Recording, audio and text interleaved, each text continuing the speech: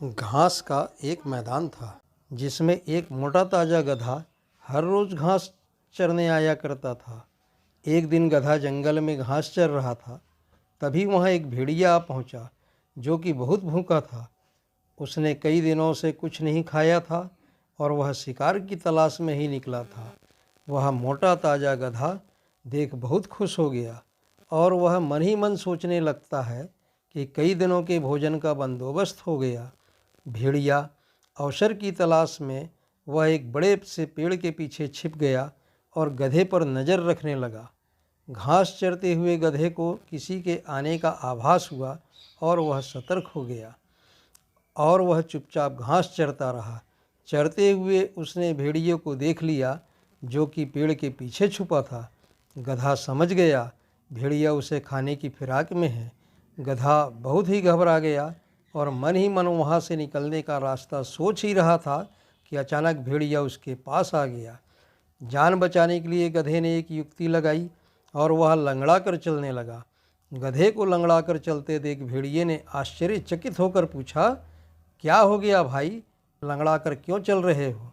तो गधे ने बोला कि क्या बताऊं भेड़िया भाई, मेरे पैर में कांटा घुस गया है और मुझे बहुत दर्द हो रहा है। मुझसे चलते भी नहीं बन रहा है। क्या तुम मेरी मदद कर सकते हो? मेरे पैर से यह कांटा निकाल सकते हो? हाँ हाँ, क्यों नहीं भाई। मैं यह जानता हूँ भेड़िया भाई कि तुम मुझे खाने के बारे में सोच रहे हो, मगर अभी तुम मुझे खाओगे तो यह कांटा तुम्हारे गले में फंस सकता है और इससे तुम्हें भी बहुत तकलीफ़ हो जाएगी। इसलिए इसे निकालना बहुत ज़रूरी है भेड़िया भाई। भेड़िए ने सोचा कि वह गधा सही कह रहा है। यदि इसे खाते समय यह कांटा मेरे गले में फंस गया तो मुझे सही में बहुत तकलीफ़ हो जाएगी। इसलिए इसे निकालना ही सही रहेगा, फिर मज़े से इस गधे को खा जाऊंगा। भेड़िए ने गधे से कहा, दिखाओ भाई तुम्हारे पैर में कांटा कहाँ लगा है। यह सुन गधे ने अपना पीछे का पैर उठाया। भेड़िया उसके पीछे के पैर में कांटा ढूंढने लगा। जैसे ही गधे ने देखा कि भेड़िए का सारा ध्यान उसके पैर में लगे कांटे पर है तो गधे ने उससे एक दुलत्ती जमा दी। भेड़िया दूर फेंका गया और उसे दिन में तारे नजर आने लगे। थोड़ी देर बाद वह संभला और उठा तो देखा कि वह गधा तो बहुत दूर निकल चुका है।